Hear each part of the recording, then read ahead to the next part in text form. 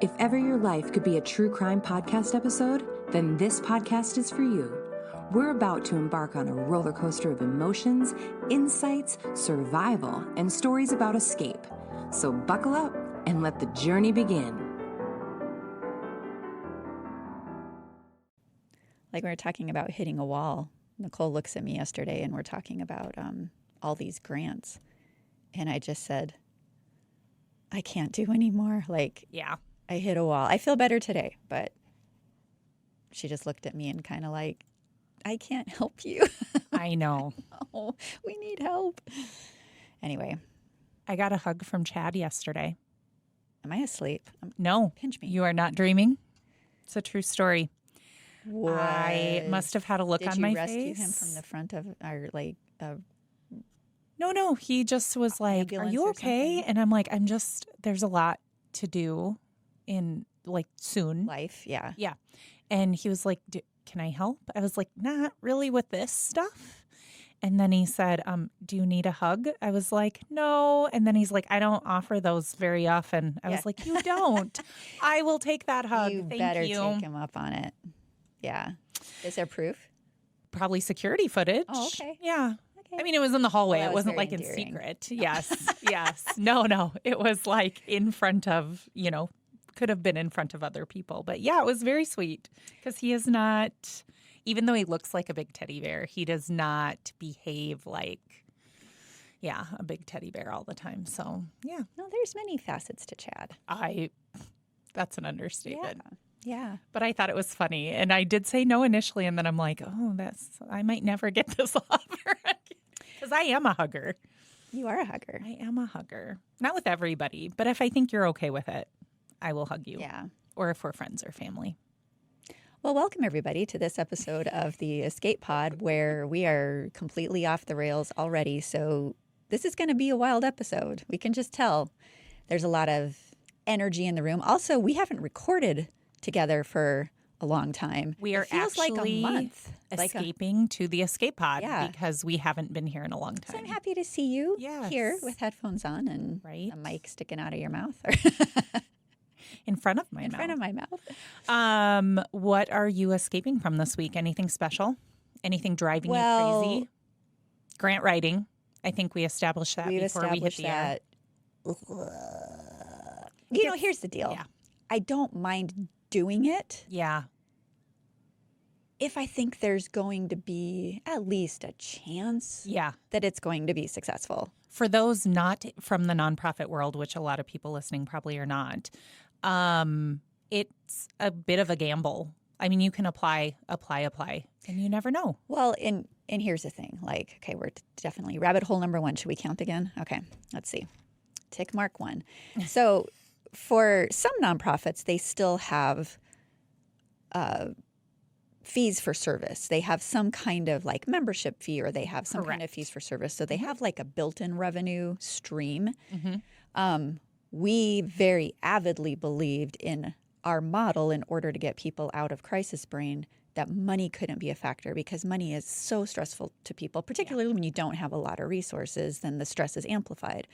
And so we just believed it would completely derail the entire model. And I still believe that after seeing the results we've produced, that if we had charged rent or a program fee or anything like that, of course, not doing that does make this inordinately hard to fund and pay for, particularly with 90 units. We have a lot of people on our campus. So, grant writing, bane of my existence right now. I would feel totally different about it if we'd had some wins. But the wild thing, and it's a good thing I'm not a gambler because I would not have played the odds right on this. Mm-hmm. But looking back to before we opened, I never would have predicted the success we had our first year. Correct. With grants. Yeah. $1.8 or $9 million in excess revenue that we hadn't planned on. We just, let's do this and let's do that. And we had no results yet. And we were hitting it. And so I'm thinking, oh my gosh, I've implemented evaluation to the very beginning of this programming. Yeah. We're going to prove our concept, and then what's going to happen? And the answer is almost nothing. Yeah. And it's so baffling. Yeah. It's Our baffling. data is good. We have 3 years worth. Our data now. is incredible. And yet it's hard. It's hard when you're not, it's like we are still a toddler and yet we're not new anymore. Yeah. Isn't that strange? I've been there, done that. You guys, you're 3 years old now, so old news. Well, and on top And of it's that, like, right, come we on. opened during a pandemic, which we also, when you consider we were almost 4 years in the making, it was, 2020 was our year of construction. Mm-hmm. And so in some ways that was great because we didn't have people on the campus yet, but we still pushed forward to have it open as soon as we could, which was January of 21. And so the world changed in many ways at that point, and I don't think it did us any favors. Oh, no, it did us No favors at all. Yeah. But we and keep not only plugging that, along. but like the lives and the circumstances for our guests has gotten harder as Right. well. So not just us, but also for our guests. And so it's like, even though the model is working, it is taking longer. It's become a lot harder to fund. So that's one thing I'm trying to escape. The other thing is my green thumb, evidently. So we've talked about my green thumb. You have not been to my house. But I have no clue what you're talking about. okay, about my ability to grow plants. Oh, I thought you said What did you think I said? migraine thumb, like migraine headaches, Oh, transitioning to your thumb. My green thumb, she does have a green thumb. I'm on You your do not. page. Okay, yes. Now we're on the same So page. true story. Picture just a little normal cactus. I can't remember the breed or whatever, but it's Okay. like this little thing. My son buys it when he's like 8 or 9. Okay. at Jolly Lane. Well, he's out of the house now. He's never coming back. Like, he's done. He graduates from college and he's moving on, right? And so over the years, I've taken care of this cactus, and now it is gargantua. I mean, this thing is a monster. And so I can't even tell you how much it weighs. I probably should stick it on a scale, although it attacks me. So I have little cactus spikes in my fingers from wrestling with it. And anyway, so that's the other thing I'm escaping. I could breathe on it and the thing would die in no time. Would that help? Okay, so listen, this thing grew so tall, so fast. I mean, and it just looked like a big, like a big phallus. I mean, and it broke because it follows the sun. So I have to do this certain thing with it every day so that it strengthens it instead of makes it flop over. Well, one time I missed it. Someone was in the room. I didn't get in there because my son was home or whatever, and it flopped over and it cracked. So I got it to heal. And it's okay, but now Wow. it's growing all these babies that are now big, and so it's a cactus big. bush.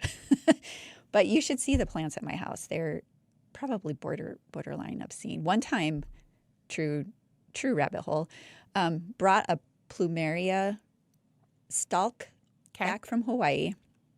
They'll sell them at Is that legal? It is legal. They sell Okay. them at the ABC store. I saw the look on your face. I did not break It's any like, laws. please don't talk about that on And the podcast. plus, if you have it's to not. go through, they check for like produce, anything like that. So anyway, so I bring this thing home. I stick it in the dirt to see what happens. And because I love, love, love, love plumeria. It bloomed right away. And I'm like, oh my gosh, look at that. And then this sucker, picture a stalk that's probably 3 feet high with 2 arms that are probably 5 feet long each. It was a monster, maybe 4 feet long each. Well, the arms were so heavy relative to the stalk. Okay. And it wasn't in the ground. It was in a big pot. So it was like a teeter-totter, and the thing just wanted to tip over, and it would never flower again. And finally, I'm just like, look, we have to have a talk.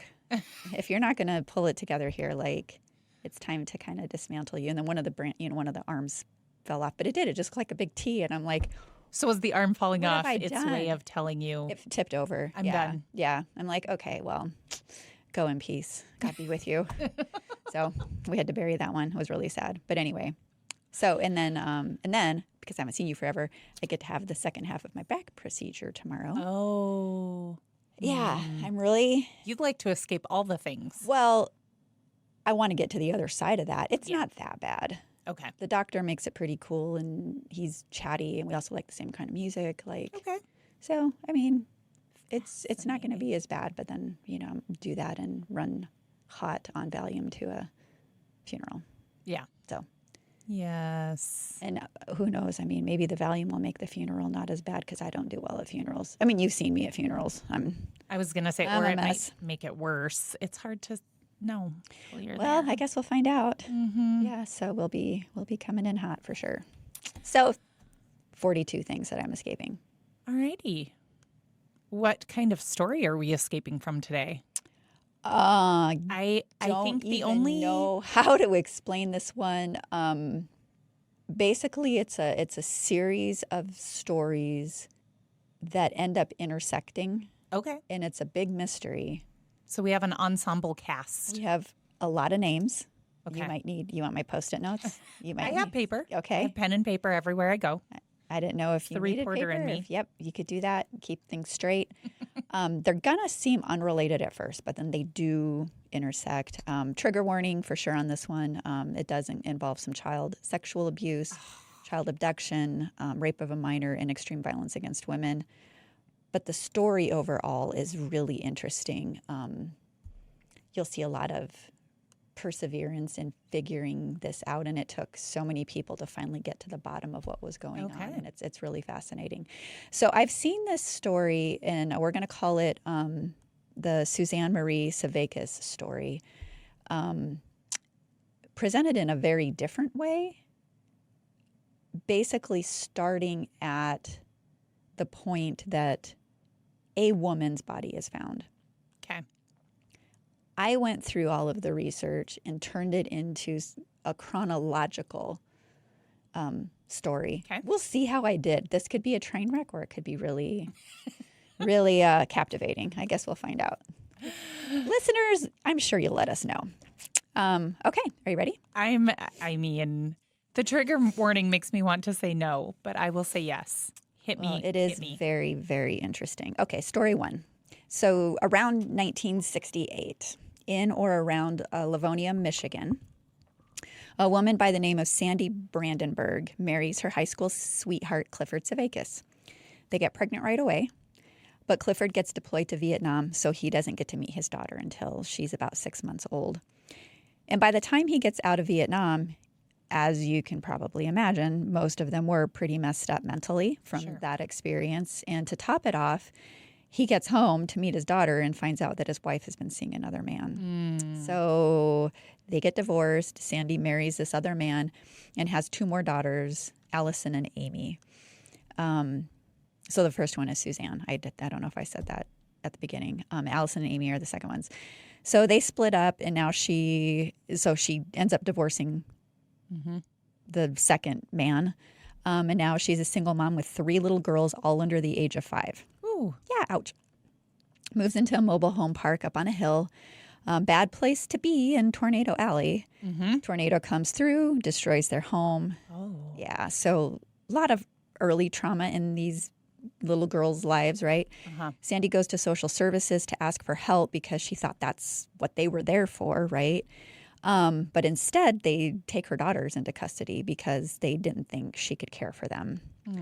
So now, being without a home and without her girls, social services starts to go after Clifford, the first husband, which is the oldest daughter, Suzanne's father, and asks him to adopt all 3 girls because the girls were very close and they didn't want to break them up, which was noble. But this guy was 23 years old at the time. And he was unemployed after Vietnam. Again, like so many were, he had severe PTSD. And he did think about it. He gave them some days. He really thought it through, what would the ramifications of this be in my life and on my mental health? Am I even in a state to be able to do this? And at the end of the day, he said, I can't believe that I would be a good father. I'm in my condition. So he passed on that opportunity. So now Sandy is homeless, she's daughterless, and the advice she gets from social services was, quote, go to church. Oh. Because that maybe might at least make her feel better. They had no idea. They had no other recourse to help her. And this ended up being the worst advice ever, as you'll learn once the story's done here. So she goes to church, and she meets a man named Brandon Cleo Williams, who was somehow attracted to her very quickly. And he seemed very warm and open, and, he listened to her tell her sob story, her tragic tale, and he was like her knight in shining armor. Basically, very quickly, I'll not only marry you, Sandra, I'll help you get your girls back. Okay. So they do, and he does, and they get the girls back. But he was not a good provider, so she seems to have a type. And soon after they were married, Sandy learned he also wasn't a very good person. A lot of red flags. Like one time she needed diapers for the girls. They didn't have any money, so she had to bounce a check to get the diapers. And back then, you could go to jail for bouncing checks. Mm-hmm. Yeah, so she got caught. She had to sit 30 days in jail. And while she was in jail, Brandon took the opportunity to skip town with her daughters. Ooh. Eek. And he is not the biological father of any of these girls, right? Uh-huh. So he drops the two younger ones off, Allison and Amy, at the orphanage, and he takes Suzanne, the 5-year-old. Okay. And this was in 1974. So Susie would have been, like I said, 5 years old at the time. Okay. Sandy goes to the police once she's out of jail, but they don't help her because she was legally married to Brandon. It seems odd because I couldn't find anywhere if he'd legally adopted the girls. I don't think there would have been enough time. So just because they're legally married, I think that was a big flub on the part of the right. And police. Different time period and also different states probably have different laws. I mean, even now we hear about laws that technically are still on the books that you go like, how, So like South Dakota's alienation of affection? Yeah, that's among them. Yeah.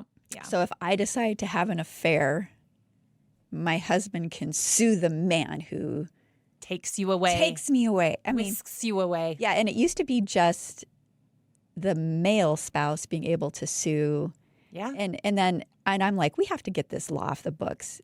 I'm sorry. Sometimes marriages are not meant to last forever. Yeah. I've been very fortunate, but, they're just not meant to last forever in a lot of cases. Well, instead of striking it from the books, the state of South Dakota made it equal. Between, now, regardless of whether it's the husband. So now, husband Julie, you still my husband? I'm a sue your butt, right? So it's completely ridiculous. I think you're safe. Yeah. Okay. Yeah. No, we're good. So anyway, they don't help her because she was legally married to Brandon. And so this woman, she has literally no support. She has no resources. She's lost her children, and she never sees Suzanne again. Oh, that is heartbreaking. Really awful. Okay, so I'm going to leave you hanging on that one. Okay, we're going to jump to story number 2. So Jenny Fisher and Sharon Marshall meet in 1984 at a student council camp when they were around 15 years old. They become instant best friends. Sharon was sort of a rock star in school. Like, she was super smart in the science club. She was in the gifted program. She was in ROTC. She was really nice and like a thoughtful, good friend to a lot of people. So Jenny just thought she was super lucky to have landed this incredible girl as her best friend. And as they got to know each other, Jenny learns that Sharon's mother had died when she was in 2nd grade, and that Sharon was kind of the not matriarch, but like the caregiver in the home. So she was in charge of cooking dinner every night for her father, had a lot of responsibilities at home. So she really wasn't allowed to talk on the phone. Okay. And that kind of a thing. And if Warren, her father, came home and Sharon was on the phone with Jenny, Sharon would immediately hang up. Like, no safe, danger, got to hang up. So although Jenny loved her friend Sharon, she had some kind of concerns about Warren Marshall. Like, this guy's weird. In fact, the first time he brought Sharon to Jenny's house, imagine this. I mean, you have 2 young boys. Presumably they have friends over from time to time. Warren asked Jenny's father for a loan. They're just meeting for the first time. Right? That's like bold. There's a line. You just crossed it, buddy. So obviously Mr. Fisher refused, and it put an obvious damper on that relationship. Yeah. And he wanted his daughter to steer clear of this man, understandably so. Yeah. But one night, Jenny's father was out of town, and Sharon had invited Jenny to stay the night. And so Jenny's mom kind of consented, like, oh, well, Dad's out of town. What he doesn't know won't hurt him. And she let she let Jenny stay the night at Sharon's house and said she wouldn't tell her husband. Okay. Okay. So during the sleepover, Sharon opens a drawer because the girls were kind of dressing up. I mean, they're 15 years old and they're like, coming into their bodies and doing all this stuff and playing dress up as teenage girls do. And Jenny was really surprised to see when she opened this drawer, it was full of very provocative lingerie. Oh, my. She's like, what? Wow. I mean, this stuff is beautiful, but why do you have it? Mm-hmm. And Sharon just says, oh, Daddy buys it for me. Ooh. I know. Isn't that nasty? Okay. So shortly after that, Warren, her dad, Sharon's dad, comes in with a gun, which he pointed at the girls who had been changing and so were undressed at the time and only in their underwear. And Jenny says she panicked. She tried to cover herself, but Sharon just laughed it off. She tried to defuse the situation. Oh, Daddy's just being silly kind of a thing and just trying to put her friend at ease, presumably. Sure. So he leaves, but then when he came back, this is a nightmare. So I'm sorry you have to hear this, but he ordered Jenny to lie down and put a pillow over her head, and then he proceeded to rape Sharon, his daughter, at gunpoint while Jenny was in the room with the pillow over her head. And so can you imagine the terror that this young girl is knowing like she can't help her friend? This man has already shown a gun. He's brandished a weapon. There's nothing she can do, and not knowing if this was going to happen to her, I imagine. Of course. It did not, fortunately. But the next morning, Sharon just hugged Jenny and told her, let it go. Oh. You're okay. I'm okay. And Jenny never told anybody because she was so terrified and traumatized. So it was clear that this probably wasn't the first time this had happened to Sharon, and she had learned how to compartmentalize, how to cope with the things her father did to her. And she just learned to roll with it and get through it. And when you think about like this persona of how people saw her at school, no one would ever think that her home life was a horror show. Correct. Yeah. Right. She just learned how to get through and still be incredibly smart and successful in all these things. And so even though this terrible abuse was occurring, it just never dampened the spirit of her goals. She was still a happy person at school, a good friend. Her dream was to go to Georgia Tech and study aerospace engineering. Wow. So, I mean, she was my kind of girl. She applied, she got accepted, and was super excited for graduation. And I imagine, of course, she wasn't here in this, her voice wasn't given in this story. But think about what she's enduring. Right. Like, it's an escape. That's my escape, That's right? Gonna be her escape. If I can just go along to get along and not get myself killed, I'm going to make it. I'm going to make it. So, and it seemed like her dad, for as creepy as he was excited too. In fact, he placed like a full page ad in her senior yearbook, congratulating her. But the classmates were commenting on how strange it was because it was a rather provocative photo.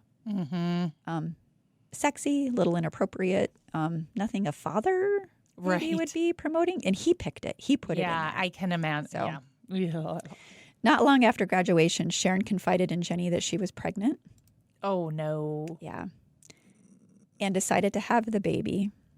But her father would not let her go to college now because someone has to take care of Daddy. And so she called one day and said she's going to Arizona to have the baby because Daddy wouldn't let her keep it. Probably it was Daddy's baby. Yeah. I'm guessing. That was never corroborated, but that's probably what was happening. And so that was the last time Jenny heard from Sharon. So that's story 2. So her best friend just disappears, gone, after this horrific tragedy here. All right. Story number 3, Heather Lane. Heather Lane and Sharon Marshall. So Sharon now shows up again. So the same girl. She's a little older, little older, not much. Is working with Heather Lane at a gentleman's club, which was called Mons Venus. It was a very upscale strip club in Tampa, Florida. And when they met, Sharon told Heather that her father was pressing her to get assigned to the Millionaires Club, which were very private parties for very rich men where the girls were committed to dancing 3 songs, no lap dances, touching was not allowed, but they'd walk out with like $500 to $1,000 in tips in a single night. That's crazy. But her dad wanted her to do this. So That's clearly weird. she was his moneymaker, right? Weird. Well, we've already established this guy's a piece of shit. Yes. So the girls, including Heather, thought it was strange that her dad is pressuring her into this because, and she said, like, she seemed so innocent. She was like a baby doll. She was just so sweet and pretty and innocent. She was really a pretty, pretty girl. And other girls would comment on how weird the relationship between Sharon and her father was. And one night, a fellow employee came to Heather who seemed, I don't know, maybe this person was in charge or whatever. And he told told Heather to make Sharon leave because Sharon was soliciting sexual acts for $50 outside the bathroom. And when approached, she told Heather her dad made her do it. Ew. And he even gave her condoms. And so, again, she's his ATM, essentially. Sex trafficking. He is sex trafficking his daughter. Yep. Not long after that, although she never said anything, it became apparent that Sharon was pregnant again. And this time her father allowed her to keep the baby. And her friends and coworkers said she loved this kid. She was a wonderful mother. It was like the best thing that happened to her. So when Sharon's father, Warren, was working, or at least not at home, and Sharon was dancing, they would have a young girl by the name of Michelle Couples babysit little baby Michael. And it was super convenient because she lived like a block away from the Marshalls in the same trailer court. Michelle described them later as loners. They really had no family and very few friends except for one friend named Cheryl, who was Sharon's friend. This is going to get a little bit confusing. Yeah. Who would come All to their the house. SH names. Yeah. And Cheryl was like said to have been a beauty pageant winner. And her big aspirations in life were to land a modeling gig, preferably with Playboy. Michelle was enamored with her. You know, she's a young girl. She's this beautiful model-looking girl in a beautiful car, and she was kind of like of Italian descent. So just another very pretty woman. But one day, while she was babysitting Michael, she popped a tape in the VCR, and accidentally found video of Sharon and Cheryl dancing topless at a beach, presumably filmed by Sharon's dad, Warren. Okay. And so I don't know the chain of how it happened, but somehow Heather and the other coworkers at work found out about this video. And they were upset because they all thought already Warren was a total creep. And Cheryl told them that Warren had offered to let him take videos so he could submit these videos to Playboy on her behalf and make her a star. So that's the guise he used to get this young girl to take her top off with his daughter. But then she confessed he was also trying to have sex with her, and she wasn't into it. And fighting him off, he became shocked. You're going to be shocked. Ready? He became violent. Right.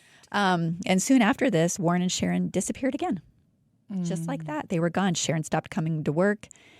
Heather, the other girls, the babysitter, never, ever saw any of them again. Okay. Okay. Story 4. Ready? I mean, I want to punch him in the face. Oh, yeah. More than just the face. Okay. Karen Parsley, Oklahoma City, April 1990 now. Okay. 3 men are driving along the road at night and they see some debris. They pull over and they see a body of a young woman. They call 911. This 20-year-old woman is taken to the hospital. Not long after, a man named Clarence Hughes arrives, identifying the young woman as Tanya Hughes and saying that he's her husband and that they have a young child named Michael. You see where this is going? Okay. But healthcare professionals observe old injuries on Tanya. And this and the fact that the man claiming to be her husband is so much older, like 26 years older, all causes them to be super suspicious. They're not liking him at all. And so somehow they get in touch with her best friend now at another strip club, Karen Parsley. And I guess it was Clarence, the husband, who had called her to tell her the bad news that Tanya's been in this accident. We don't know if she's going to live. But also she can't have visitors, which was total BS. He just didn't want her there nosing around. And because the nursing staff were telling her, we don't believe this was a hit and run. And that's what that's the line he kept spouting. This was a hit and run. They suspected foul play. They even told Karen about scratches across Tanya's chest that look more consistent with having maybe been in a fight with somebody, definitely not getting hit by a car. Okay. So they told Karen that little Michael was not talking after he came into the care of his presumably father, Clarence. And the little boy wouldn't talk. And that's not, Karen knew this kid. She'd spent time with this kid, and he was a bubbly, very lively little boy. So that's a big red flag too. So unfortunately, Tanya succumbs to her injuries and she passes away at just 20 years old. Karen and some of the other friends she worked with at the strip club in Tulsa now reach out to who they thought was her mother. And this woman says, well, my daughter, Tanya Hughes, died 20 years ago when she was 18 months old. Like, so the friends are going, who the hell did we just bury? Like what is happening? Oh my gosh. Okay. So pretty wild. And Karen, she's a pistol. I mean, she's not going to let it go. Goes to authorities. She's recalling some strange things about Tanya's husband. Like he was creepy. He wouldn't allow Tanya to take Michael anywhere alone, like even to the zoo. She recalls seeing some pretty serious bruising on her in the dressing room before work. But Tanya would always say she just slipped and fell. That typical abused wife trope, right? Just slipped and fell. She also told Karen that Clarence had taken out a life insurance policy on her and she was afraid. Ooh. Yeah, but terrified of running because she didn't want to leave Michael. And I mean, the kids, man. Oh, yeah. It's a game changer, right? It is, yes. So next thing Karen knows, Tanya is reportedly the victim of this alleged hit and run in Oklahoma City. And Tanya never mentioned to Karen that she was going out of town. So already her suspicions on every single factor, everything she's learning are just through the roof. And now she's really concerned for Michael's safety. Where's this kid? The hospital staff had mentioned the little boy wasn't talking, and she had known, like I said earlier, him with Tanya to be a super happy kid. She contacted DHS, and they intervened, took Michael away from the dad, Clarence, and eventually placed him with a foster family until they could kind of get this sorted out, which was good. Yeah. When he went to the foster parents, this is interesting. He had instructions that he was still on the bottle at 2 years old and that he could only have Pepsi. Oh. 1990. Yeah. So you can imagine what this household was like, right? Like just he would bang his head onto the floor if he was told no. So these foster parents, they had an uphill battle with this little guy, but they cared for him and he responded to that. And so once he wasn't afraid anymore, he settled down after about a week of being at their home.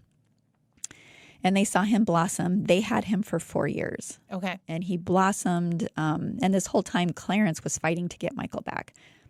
But anytime Michael was forced into a visitation with Clarence, he would hide and call him that mean man. Oh, that's so... Why would you even force a visitation? Like, it's just... No. Something's wrong. Something's wrong. Danger, danger. Yeah. Listen to the kid. Watch the dogs. Watch anybody who is like, ugh. If a golden retriever goes up to him and hates him, you know there's something wrong. You need to run the other way. I remember, so my dad's dad was a POS and left my grandmother and 3 kids, just bailed. And so when I was about 5 years old, I don't remember if this was Virginia or Tennessee. Oh, maybe I was 4 because we were going on our way to Turkey. And we stopped to visit my dad's grandparents, so my dad's parents. Okay. Well, my dad's dad lived in the same area, and he came over to this farmhouse where we were at. And I just remember as soon as he walked into the house, I hid under this big kitchen table. Oh. So I never interacted with him. I just had a bad feeling. Kids know. Yeah. They know. But they eventually did a DNA test and determined that Clarence Hughes was not this boy's father. Oh. Well, that's good though, right? Yep. Because now it is good. So they terminated his parental rights. Now he can escape the mean man. He doesn't have to be around him. Okay. Story 5. Wow. There's more. There's more. This is when it all starts to get tied together. Okay. So we're bringing the FBI to the party now. Okay. I'm in. So now we're in 1994. Okay. So Michael is 5 now, I think. Police get a call that a man was tied to a tree in the woods, handcuffed, duct taped. And when they go to rescue him, it turns out he's the principal at the school young Michael had been attending under the care of his foster family.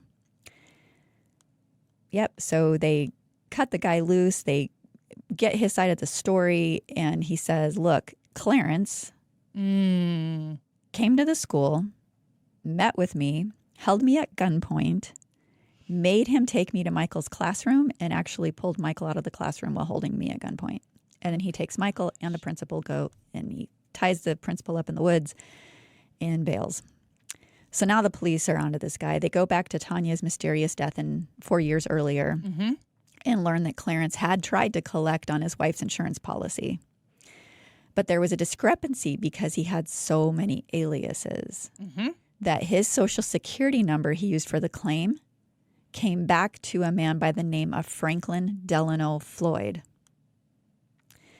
This is who this guy really is. Oh. So the same guy, the dad, the husband through all of this is Franklin Delano Floyd. Okay. Interesting. And he had quite a record under a bunch of aliases. He'd served prison time for abducting and raping a 4-year-old girl in 1962. Ooh. He'd robbed a bank in 1973. He attacked a woman that same year, posted bail. Which, why do you even get the opportunity to post bail? Because then what? He, shock, failed to appear. Right. No one could see that coming. I just don't understand judges sometimes. He's a creep, not an idiot. Two different things. Well, some people in the criminal justice system are idiots. And was now on the run for almost 2 decades. So remember Sharon's friend Jenny? Mm-hmm. She sees this news story of the kidnapping of Michael. And she sees the picture of Michael's mom, and she's like, that's my friend. That's not Tanya Hughes. So she gets a hold of authorities and says, look, you have this all wrong. Her name is Sharon Marshall. I went to high school with her, blah, blah, blah, blah, blah. And the man that kidnapped Michael is Warren Marshall, her father, not Clarence Hughes, not Franklin Floyd, and not her husband. This is her dad. And but police had proof of the marriage. Ew. And so Jenny was like, gobsmacked. I mean, like, what is going on? She knew already, obviously, her friend had been sexually assaulted, abused as a child, and was likely pimped out to make a living for him. And now he changed her name and married her. Like, what is going on? So at this point, law enforcement is suspecting that Tanya/Sharon was probably murdered and believed that young Michael was in serious danger. And this is when, because of crossing the state lines and in light of this new information they were learning from Jenny, that's when the FBI gets involved. And they put the abduction on America's Most Wanted. They get a lot of tips. And they discover that Tanya/Sharon had aliases too. And Floyd, we'll refer to him as Floyd from now on, because that is who this POS actually is, had stolen the Hughes name from a graveyard. And then they got married under the new names, meaning this shitbag married his daughter. Yeah. Okay.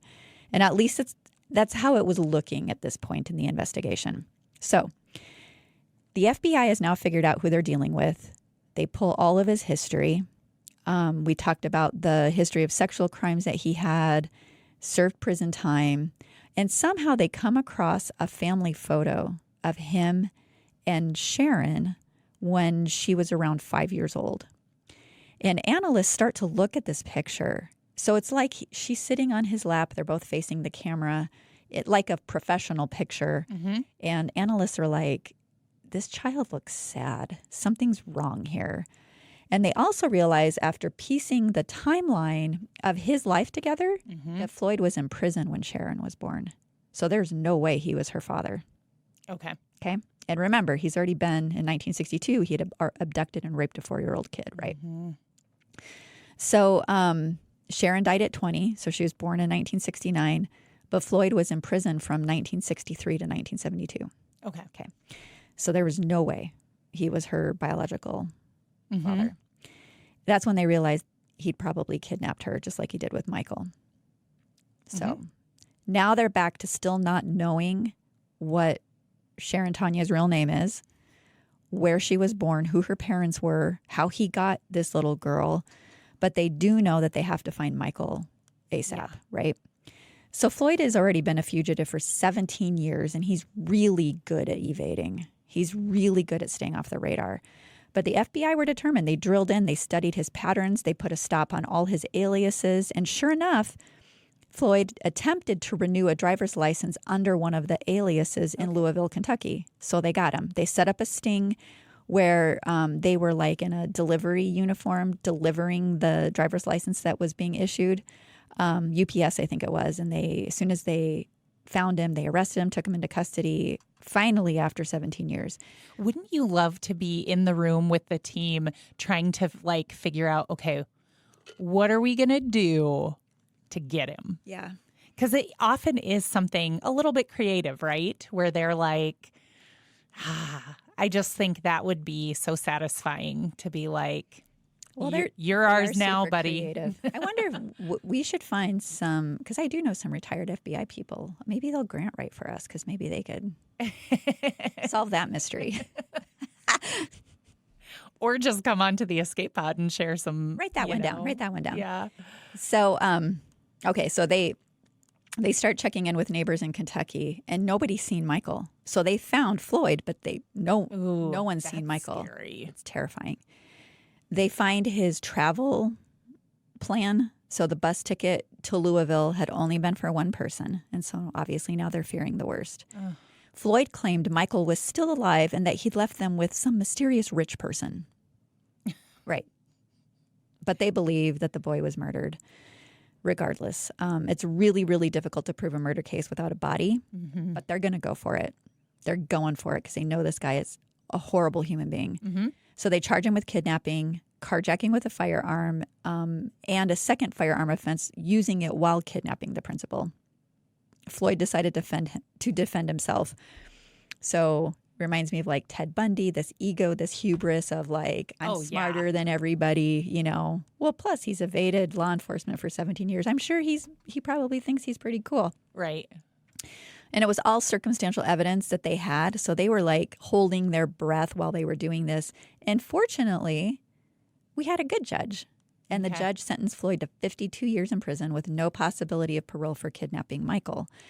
And then they got a call that they had found the principal's truck that had gotten stolen during the abduction. And under the truck, there were photos taped, like a packet of photos taped under the truck. And they're like, what is this? And it's showing both sexual, like child sex abuse material of Sharon as a little girl and the physical abuse and pornographic material of another young woman, or seemingly pornographic. It was sexual abuse material of an older woman, a young woman, but not a child, if that makes sense. And they said that she had been beaten so badly in these photos that they don't think she could possibly have survived. If what the photos were showing was accurate. And so due to some tan lines on one of the victims and knowing that Floyd had spent some time in Florida, Georgia, and Kentucky, the lead FBI investigator sent these photos to those jurisdictions to see if they had any cold cases. And they lucked out. This makes me so happy when stuff aligns like this. I mean, if it's bad shit's going to happen, that you can find the trail and hold people accountable. It's very satisfying. So back in Florida, March 29th, 1995, a decomposed human skeleton was discovered on the side of a freeway with 2 bullet holes in the skull, an orbital bone broken. And at the time, they'd classified it as a homicide, but they had no way of identifying the skeleton, the remains. So when they received these photos the FBI sent out, they were able to match a shirt in one of the photos with one found at the scene where the skeleton was discovered. And they were able to identify her as Cheryl Camesso. And she had worked as an exotic dancer at Mons Venus. So this is the Cheryl that would come to the trailer. The same topless Cheryl and Sharon with the beach pictures and all of that stuff. So now it was making sense why Floyd had fled Florida so abruptly, because he'd killed Cheryl and he knew they'd be looking for a man, daughter, child. And that was when he married his daughter so that people would not be looking for a man, wife, and child. Yeah.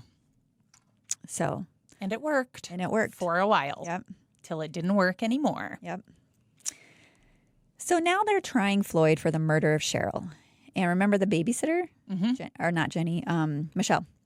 Well, the same mattress in the abuse video was the same one the babysitter who'd been in the trailer multiple times would see Floyd sleep on. And so he was tried, he was convicted and sentenced to death. But they still did not know where Michael was, and they still did not know who Sharon really was, because now they've already established she was not his daughter. Right. Or his wife. Right. I mean, they had married, but anyway, like nothing's adding up. So now it's 2002. Matt Birkbeck is an investigative journalist, and he receives a photo from the Doe Network. And it's that same family photo. I use family loosely here, Sure. but that same photo of Sharon as a little girl on Floyd's lap. And again, he could tell something was not right. So they dug into it, but they came up empty-handed. And so Matt's like, well, our best chance is to actually talk to Floyd. He's still in prison on death row. Let's go talk to him. He's the only one that knows Sharon's true identity. Maybe we'll get somewhere. We can't be worse off, right? So he gets permission. He goes to the prison and he speaks with Floyd. Matt says Floyd started talking because he thought Matt was there to help him and gave him quite a story. So this is interesting.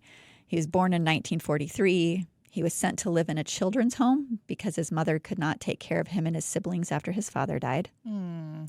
He said the experience at the home was awful, and it included abuse, beating, scalding with hot water, being raped by other boys. And so by the time he was 18, he had some pretty severe mental health issues. Man, I hate feeling sorry for the perpetrator. I know. But you do have to a little bit. In most cases, he was a boy something too. happens. Yes. To make people do the things they do. And usually it's those things were done unto them, right? Yes. Yeah. So, yeah, I don't know how to prevent it, but he would not go there when asked about Sharon or Michael. He avoided all those questions like the plague. He denied everything. He even denied killing Cheryl. So the interview went nowhere. Okay. But we do come to understand how this monster was created, so to speak, right? So Matt publishes a book about Sharon Marshall, and that ginned up some tips.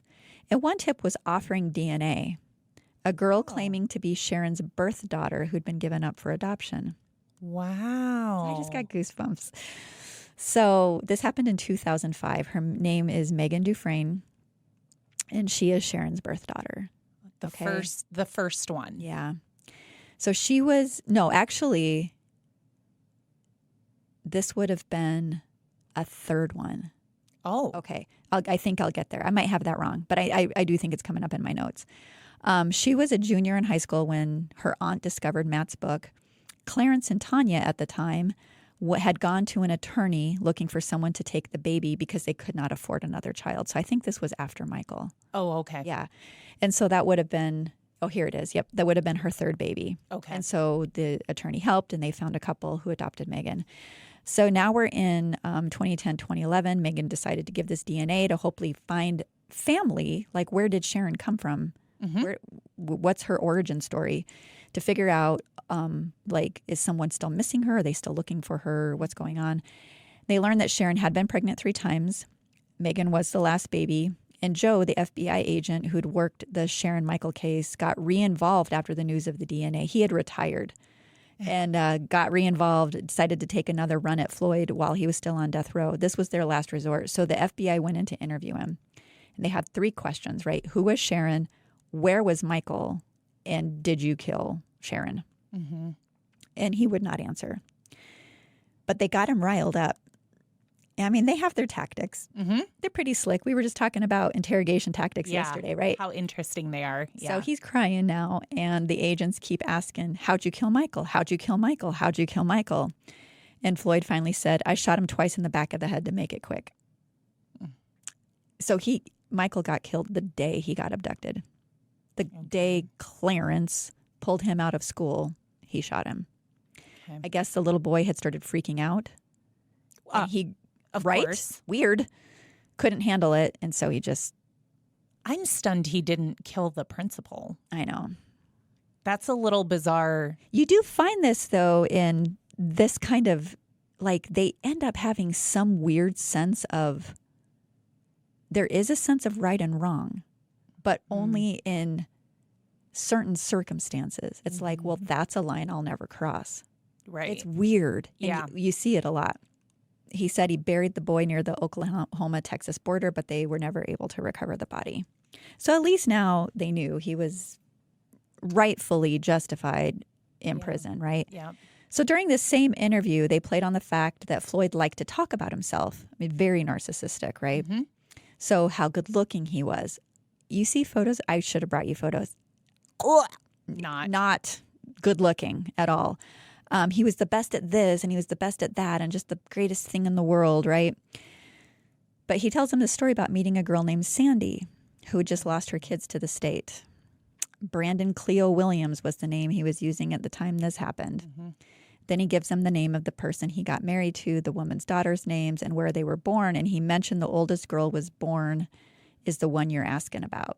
And she was born in Livonia, Michigan. He said he saw the birth certificate and her name was Suzanne Sevakis.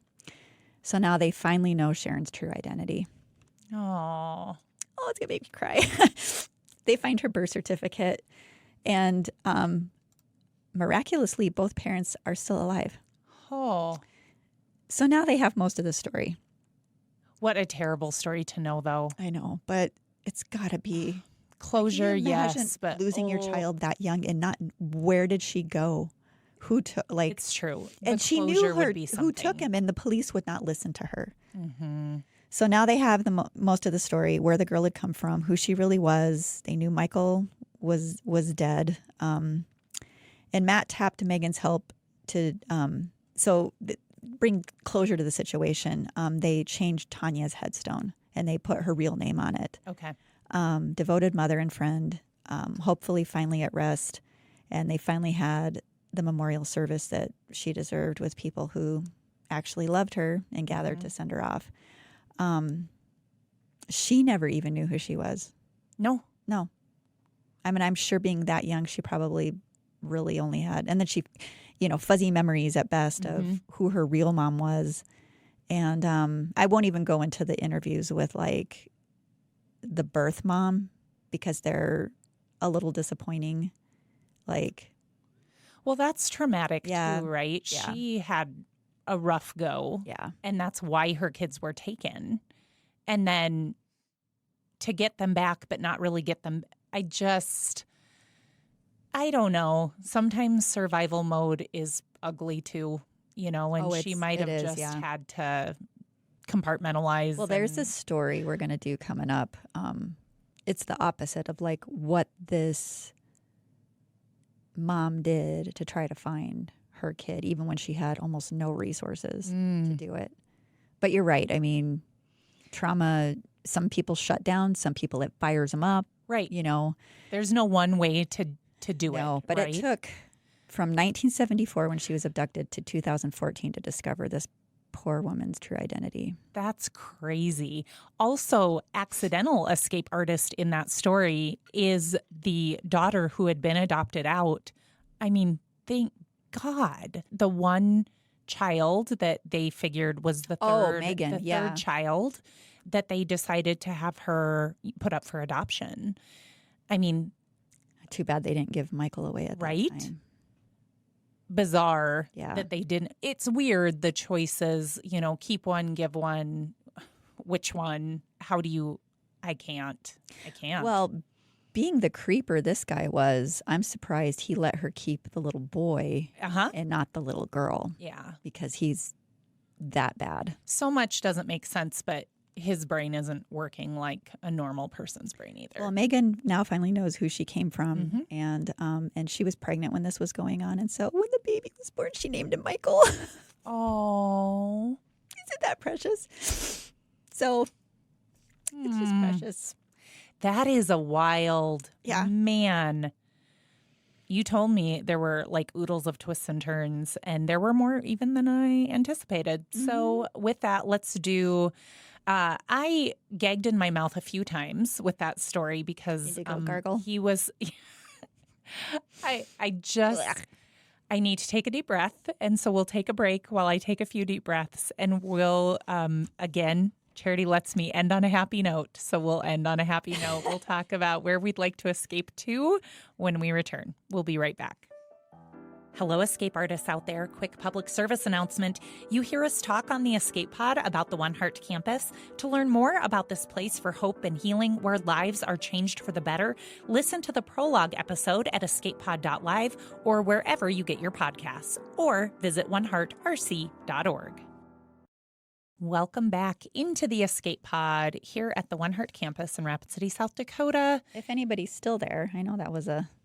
I'm not going to lie. We probably have some Julie's a little pale. people who had to tune out because he was so gross.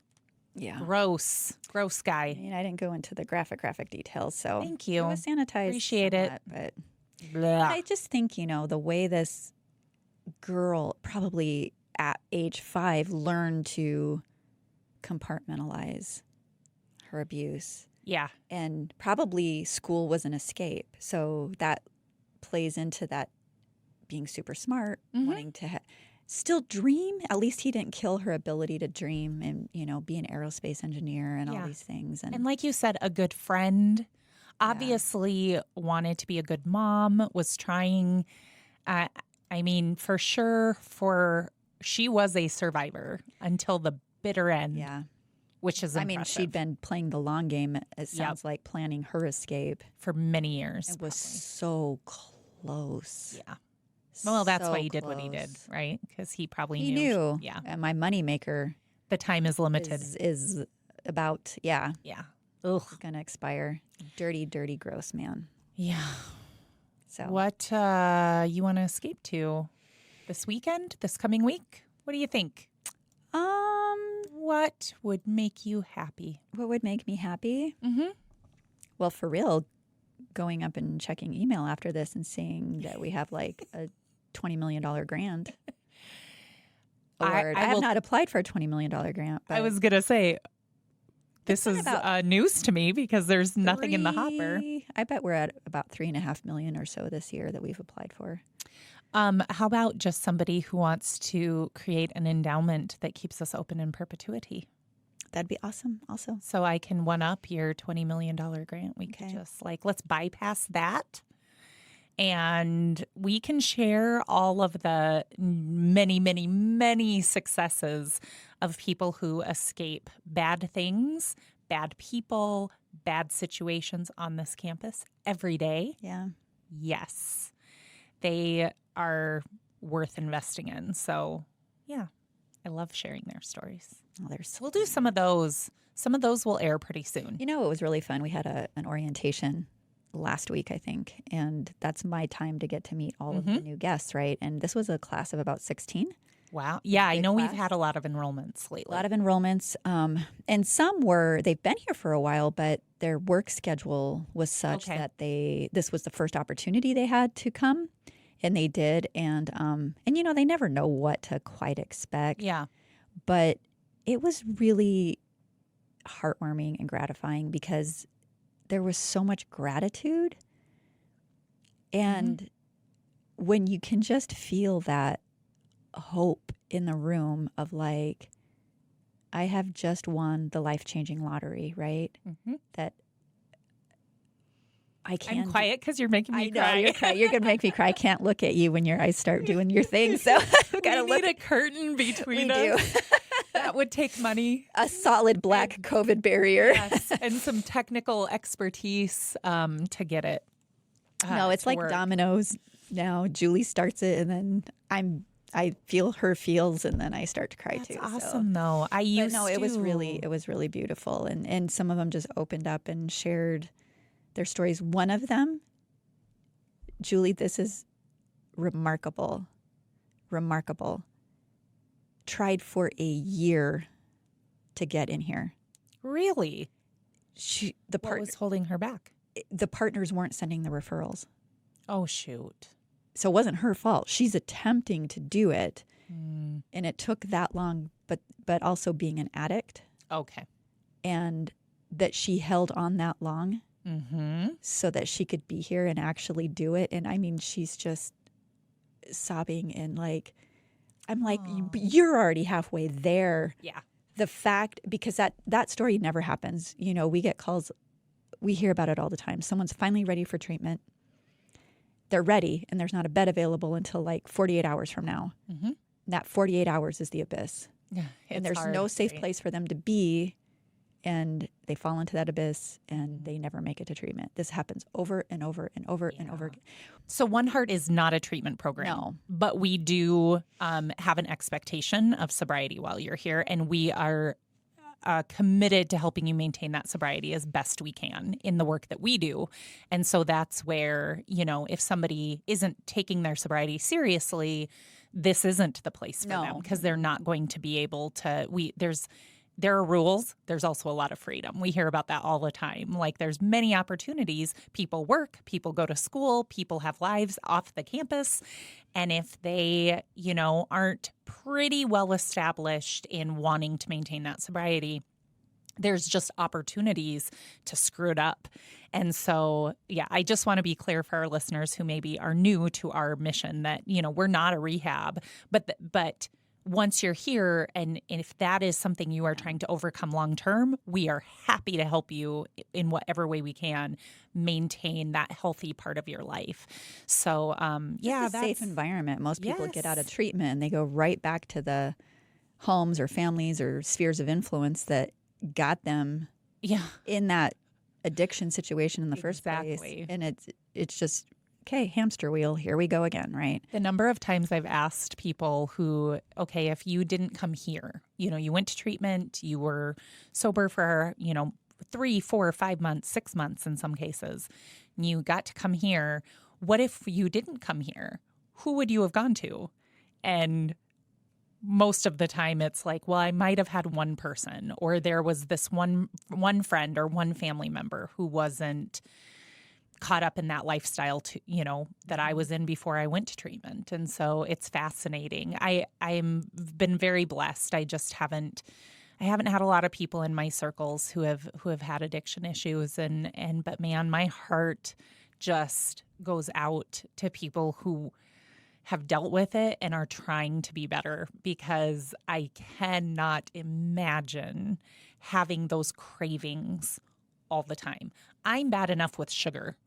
I'm bad enough, you know, with sweet treats and regular Coca-Cola, and I drink diet, but I don't like it. And, you know, and it's like, all it's doing to me is like, you know, hurting my own body and gaining weight and struggling with that. And, you know, but,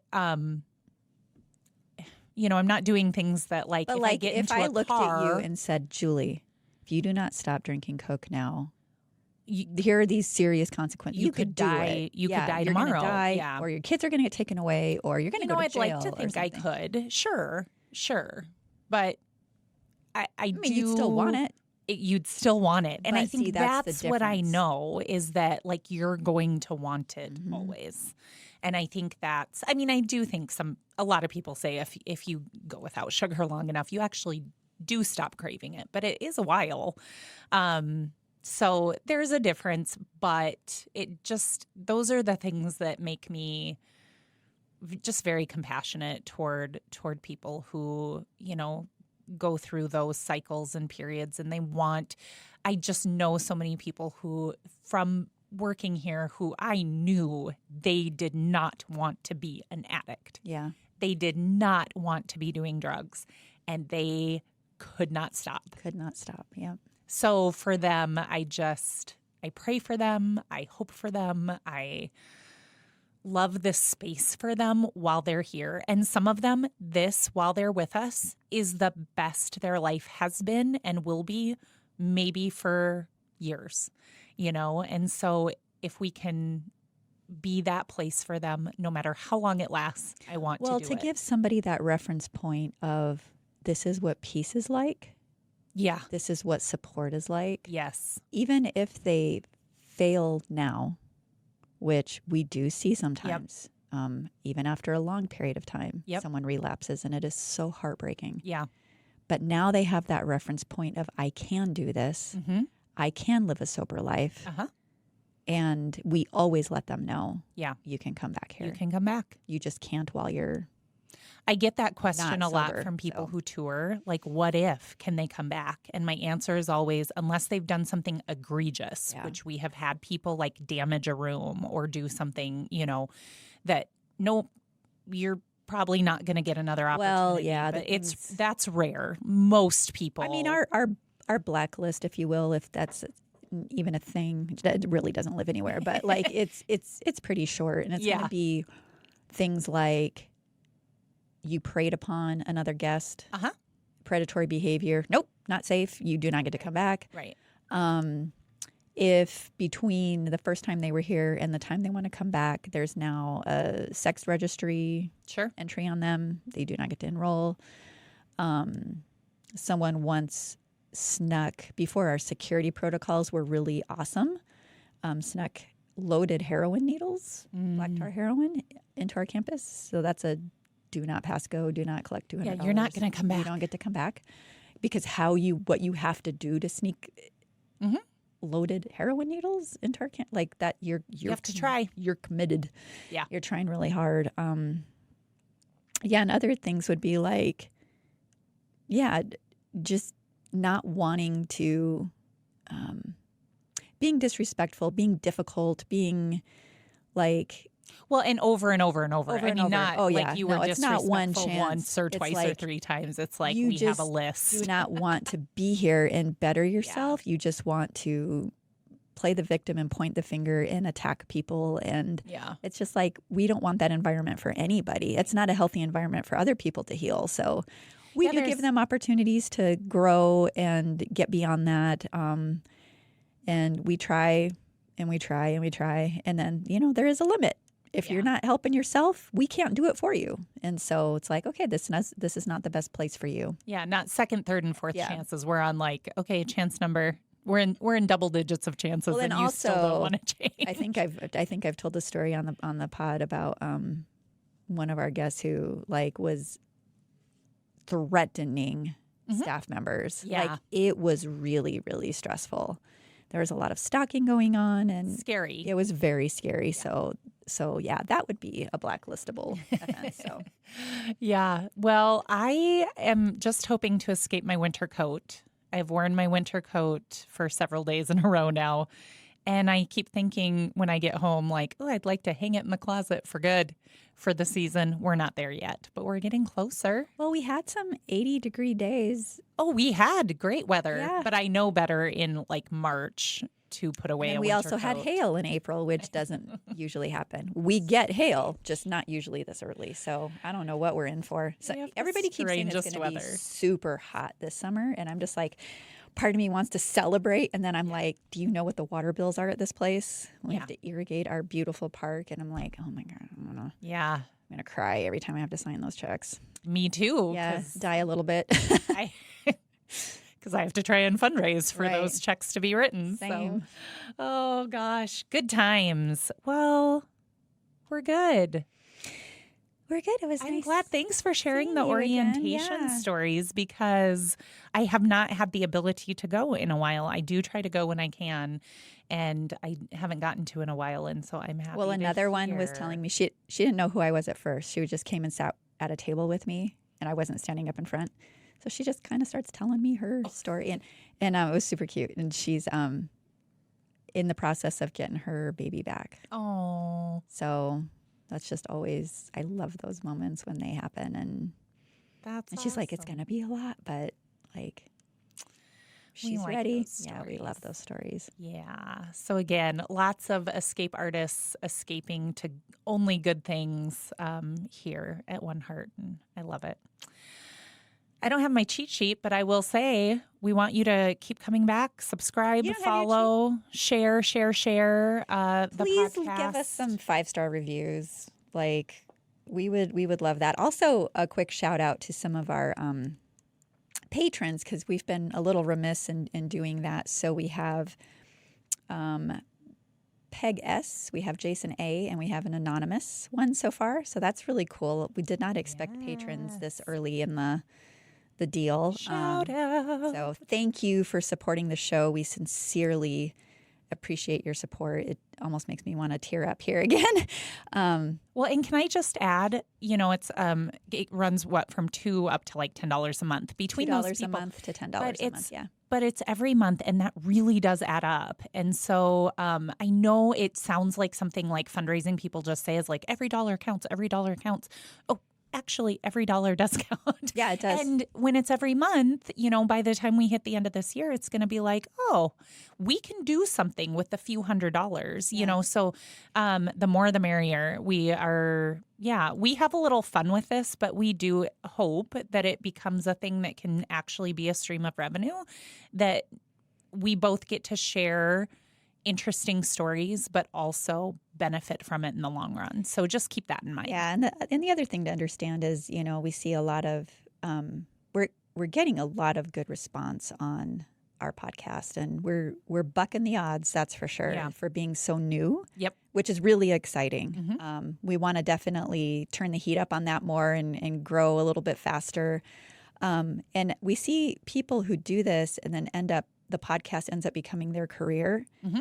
That's how time intensive this little endeavor is. And there are 3 of us working on this podcast, doing many other things at the same time. And we still have full-time jobs. So, and we will always have full-time jobs. It's like this has become part of it and it has added a lot to our plates. We really do enjoy doing it, though, and we do think it's worthwhile. Particularly because, like we said earlier in the beginning of the episode, the grants are not There's no working. guarantees. There's no guarantees. It's just a complete crapshoot, or maybe more like Russian roulette, but at least that's how it's feeling right now. So your support will help us continue the incredible work. And we're not just saying that. I wish we could I promised you we weren't going to make the episodes about One Heart, but I'm telling you, like Julie said, there really are escape artists on this campus doing incredible things, and takes a lot of resources to help people rebuild their lives and their brains and be able to live a life of purpose, and where they know what they want and they can accomplish that. And it's a game changer for so many. And they have a ripple effect, right? When they have kids, their kids' lives are better. When they're good employees in our community, the place they work is better. Yeah, so stable employment. Absolutely. And that's the thing, we talk about a lot, like it's not just helping people get a job, it's or a home. It's getting people to a point where they can remain home, housed and employed to the level that sustains in their life and helps them build a retirement, good benefited jobs. And it's just, they need the time, they need the resources to be able to get to that point. They're all capable. We all aim to reach our true potential and our full potential. And when there's barriers to that, that sucks. And so that's what we're trying to change. We have an upcoming episode. We probably should get working on that one with one of our guests that has completely turned his life around.